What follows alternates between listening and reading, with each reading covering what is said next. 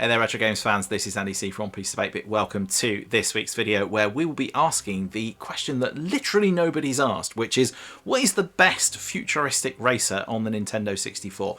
A particularly niche topic, I will warrant you, and there is a reason I've done it. There's two reasons, in fact. The first reason is that I wanted to take a break from Rare Games because we've been giving them a lot of focus through this month. And the second reason is because there are some really good futuristic racers on the Nintendo 64. Now, we could go and do the usual thing and say, which is the best kart racer on the Nintendo 64? Is it Mario Kart? Is it Diddy Kong Racing? We can maybe talk about that another day. Who knows?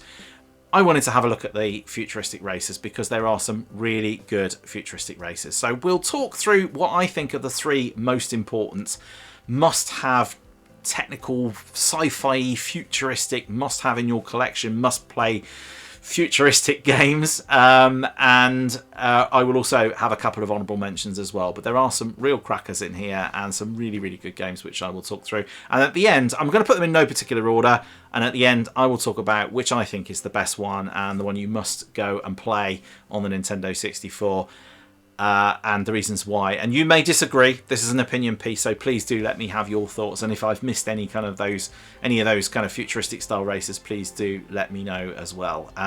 So without any further ado, let's dig straight into our number one pick, and I will see you in there.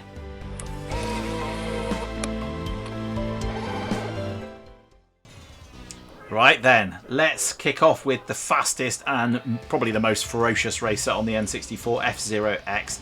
This is a game that is literally so quick it would melt your eyeballs. It was one of those games where you would play it. It was so fast, your eyes would dry out and you'd forget to blink. It was absolutely incredible. Developed by Nintendo EAD and released in Japan in July of '98, so it's getting on a bit now. And then it came into North America and Europe later in the same year.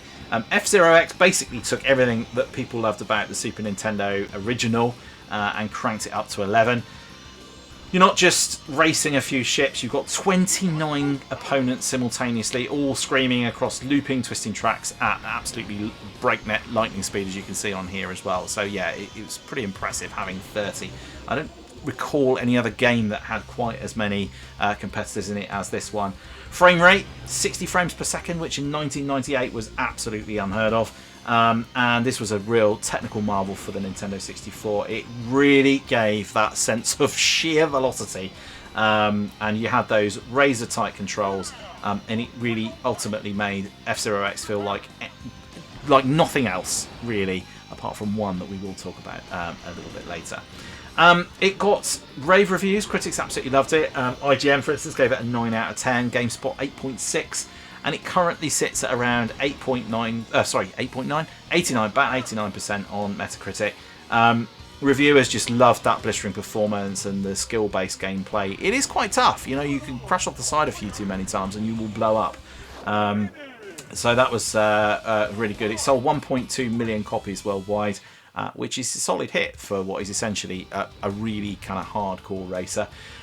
Introduced a few new things. Introduced Death Race mode, where basically your goal was to destroy every other racer. And in the Japan-only version, you also got a track editor as well. Fans today still call it the purest expression of high-speed racing ever made. No weapons, no fluff, no pickups. Just reflex and risk. So that is F-Zero X, and that is my first pick of futuristic racers. So let's have a look now. Let's have a look at a few more seconds of this fantastic game, and then let's have a look at what I've got coming up next.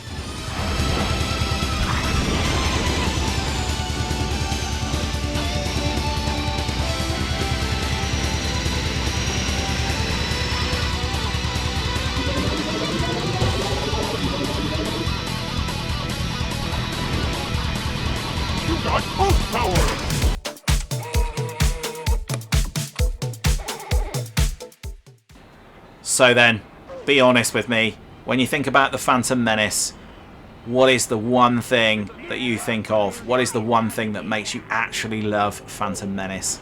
Misako Janta Binks! No, it definitely wasn't that guy. It really wasn't. It was the pod racing, and this game is the pod racing game from Star Wars Episode 1. Is called, of course, Star Wars Episode 1 Racer. You're going to need the reflexes of a Jedi to play this game. It is absolutely nuts. And it is, like I say, the reason really why everybody loved Phantom Menace. So this game was always going to be a hit, and it is fantastic. Released in 1999 by LucasArts, Episode 1 Racer basically puts you in control of high-speed pod racing, basically from the movie. You play as young Anakin Skywalker, of course, and you are on one of over 20 unlockable. You are one of 20 unlockable races, of course, each with their own stats and vehicles.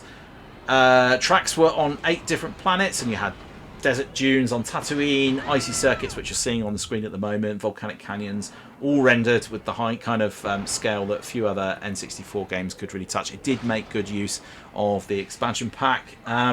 It was a massive commercial success. One of the really successful movie tie-ins. There aren't millions of them, I can tell you that much for nothing. Sold over 3.1 million copies on the N64 alone, making it one of the best-selling racing games of all time on the platform.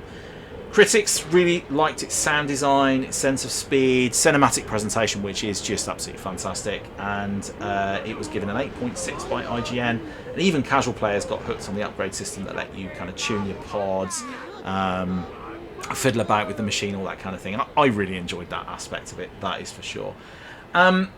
It was later ported to the PC and the Dreamcast, and even re-released on the Switch and the PS4 in 2020. Fans still say that this is one of the fastest Star Wars games ever made, faster than X-Wing, faster than the Millennium Falcon in hyperspace even. And it is just brilliant. It's just so stylish and cool, and yeah, I really love this game, and it gets quite difficult quite quickly, as you're seeing on screen here.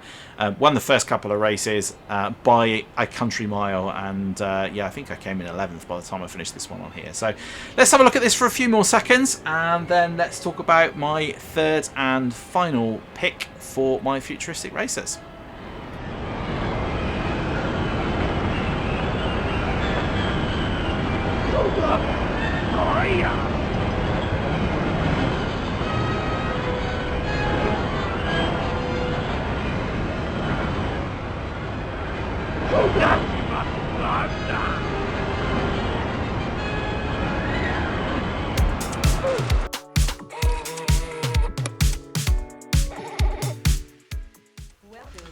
Okay, so be honest, you knew this one was going to be in here somewhere.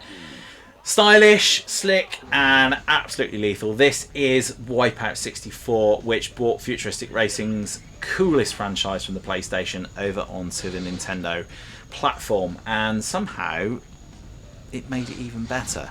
Or did it? Yeah, it's kind of cool. It is kind of cool. Is it better than the PlayStation version? It just might be.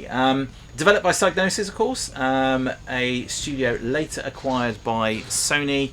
WipEout 64 launched in November of 1998, and despite being very, very tightly tied into Sony's ecosystem, it was published by Midway, in fact, on the N64, and served as a hybrid of WipEout 2097 and WipEout 3. The trademark anti-grav ships, the high-tech tracks, devastating weapons, they're all here, but this time you could play 4-player split screen, which was a real rarity for the series.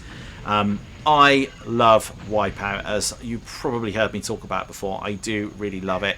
I love the PlayStation version just because, the original PlayStation 1 version that is, just because it is just so iconic, and there are lots and lots of good versions of WipEout out there.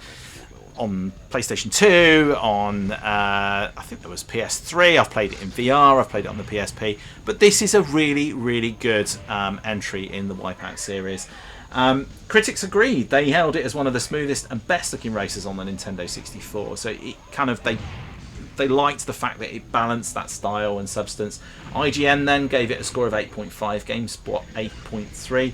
And reviewers noted the sharper controls and less sort of floaty handling compared to the PS1 original. I'm not sure I necessarily agree with that. I quite like the way the controls work on the PS1, so I didn't really feel that it was that much different. But, you know, maybe if you play the two games very closely together, you might get a better feel for that.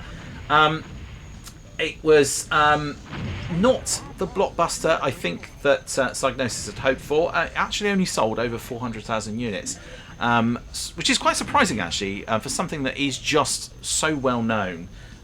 You might have expected it to sell better. Maybe that's because if you were going to play WipEout, you would have a PlayStation 1. I don't really know what the answer is. Or maybe it's just that F-Zero X was largely more loved and considered the better game. I don't know. I don't really know the reasons why. And of course, the great thing about Nintendo... sorry, not Nintendo. Well, the great thing, but lots of great things about Nintendo. The great thing about this game and all of the WipEout games is just how they really kind of brought gaming to a more mature, older audience. They were more grown up than your sort of Mario Karts and all of those kind of things. It had a really good techno soundtrack, Fluke, Propeller Heads, they were all in there, and that basically cemented WipEout's place as the racer for the cool crowd. Essentially futuristic racing with attitude. That was what it was all about. So is this the coolest racer on the Nintendo 64? Is it the best racer on the Nintendo 64? Well, we're going to have a quick talk about a couple of our honourable mentions, and then we'll discuss a little bit more about what I think of these three absolutely fantastic games on the N64.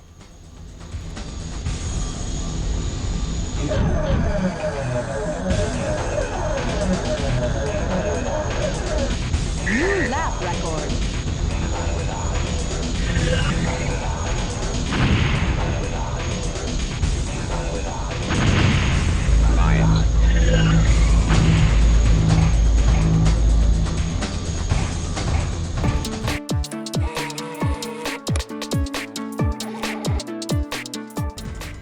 Okay, so let's talk about a couple of little honourable mentions here. The first game that you're seeing on here, which I will show all the way through this section, is a game called Extreme G. There were two versions, Extreme G and Extreme G2. And essentially this is a game that brought hover bikes to the N64 and made it feel very Tron-like, as I mentioned before. Known for insane track loops, neon light effects, all of those kind of things. Extreme G2 improved on all of that, bringing smoother frame rate and deeper racing physics. Sales were strong, actually, both selling a combined a total of over 1.5 million copies. So that's my first honourable mention. I don't think it's quite up there with the other three that I've talked about already. It's a crazy little game. Not a game I've played a great deal of, I'll be honest with you. I think I mentioned that earlier, but it is quite fun, and I love the sort of Tron vibe about it. I can't get the hang of what's going on. It's absolutely nuts, but really good. Another honourable mention would be Rush 2049 by Midway, which came out in 2000. It's a futuristic sequel to San Francisco Rush, which is a game that I actually played on the Racer Challenge, actually, on the PlayStation 1 a few months back.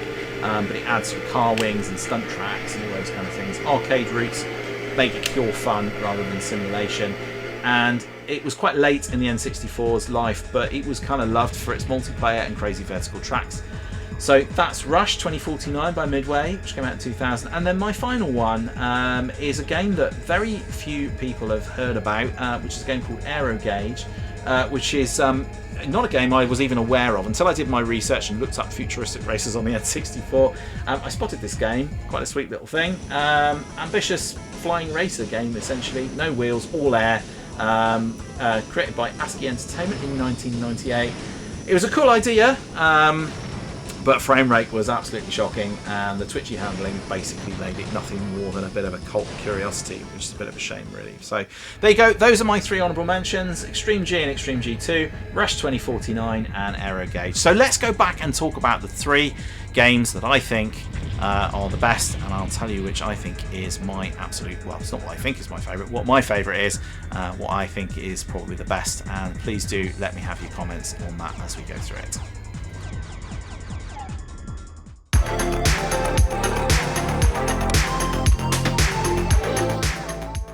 So there you go. Those were the top three futuristic sci-fi style racers on the Nintendo 64. Hope you enjoyed that little trip down memory lane. So, question is, what do I think are my favourites and what do I think is the best? Because they're not the same. And yeah, and I'll tell you why. So let's talk about what I think my favourites first. Now, in my number one spot, my absolute favourite game is WipEout 64, and this is because I just love WipEout, and I know that it's a Marmite game. I totally get that, and there are some YouTubers that I know out there that would potentially disagree with me and really don't like WipEout at all. This is a really good entry in the WipEout series. It's a really good version of WipEout. Yeah, it's basically, like I said, sort of cross between WipEout 2097 and WipEout 3. I can't decide whether I prefer the PlayStation version or not. I probably would say that I prefer the PlayStation version, but that's maybe only because I'm better at it than I am at this version. So that's perhaps not a fair comparison. But WipEout 64 is probably my favourite just because it's WipEout and I'm a huge WipEout fan. But I don't think it's the best one, weirdly. So I don't think it's the best game. When all things considered, I don't think this is the best game of this nature on the N64. So what do I think is the best game on the N64 in terms of this style of racer? Well, I'll go in my order of what I think is first to third. So in third, in fact, actually, is WipEout 64. So in third place, I would say WipEout 64 is probably is what I would say out of the three. And I still think it's an absolutely fantastic game. So do not get me wrong. I'm not saying this game is rubbish. I'm just saying that the other two might be better. Is WipEout 64. It is a fantastic feat. It's an amazing game. It looks brilliant on the Nintendo 64. It plays really well. It is fantastic. But I don't think it's the best of the three. So that's my number three pick of what I think is of the best of the best of the best. I think Star Wars Episode 1 Racer is in the number 2 slot. I think this gets the silver medal. It is a fantastic game also. It is a great feat of technical challenge on the N64. It really stretches the console to its limits. It looks amazing. It makes good use of the hardware, and it just looks wonderful, and people just really enjoyed that movie tie-in, and the fact you could do the pod racing and, you know, fixing up your ships and all that kind of thing was just full of appeal. So it was a really good, quite a large game, and just a really nice game to play. Probably the most well-known of the racers of this style of racer on the N64. So that would be my number 2 pick, or what I think is the second best game on the N64 of this style. And of course, it had to be, didn't it? It had to be this one. F-Zero X is, I think, the best game on the N64 for this sort of futuristic style racer. It's just brilliant. It's just so good. It really shows off the hardware. The speed of the game is just insane. The frame rate is amazing. The graphics look incredible by 90s standards. It has a good soundtrack. It is simplicity personified. So whereas in WipEout, you've got your pickups and your weapons and things, which I absolutely love. I think they're fantastic. This is just pure speed, pure racing.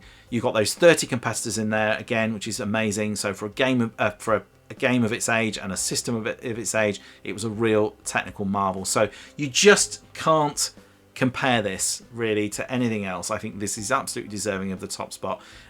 It is just fantastic. So really good, but not my favourite. After saying all of those things, not actually my favourite, but it is brilliant, and you cannot deny just the sheer technical feat that this game is. It's just brilliant. So definitely go check out this. The F-Zero games are fantastic generally, yeah, bit of a shame we don't really see them anymore, to be honest. So yeah, a brilliant entry. So there you go. Those are my top picks for the question that nobody asked, which is, what are the best top 3 sci-fi style racers on the Nintendo 64? That question that literally 0 people asked about, but I thought I'd tell you about it anyway. And there you go. That is this week's video. So coming up on the channel, we have got some more N64, and we will be making a bit of a return to some of the rare games. So I want to be having a look at some of the rare games across the N64, and of course we will be doing some more N64 games as part of the Bit Between, which is on a Wednesday. And the other thing that's coming up, or maybe coming up, because I haven't decided yet, so I alluded to this on my Wednesday video, I am thinking about doing a live stream for the first time. Never done one before. it could be a disaster, and I thought about playing Alien Isolation, which is a game that I've been too chicken to play for, well, it's been out for over 10 years, and it's a game that I'm too scared to play because everybody I know that's played it says it's absolutely terrifying, and so I just thought, well, wouldn't that be fun to do as a live stream, watching me get scared witless? And I thought, what better day to do it than Halloween? So I am thinking about it. So let me know if you'd like to see, if you'd like me to do a live stream, and if you'd watch it. And obviously I'll record it, so I won't do a video on that Friday. I'll just do my live stream and then I'll publish it on the Saturday. That is assuming, and there is a part of me that wants you all to say no. Because I'm a little bit scared to do it.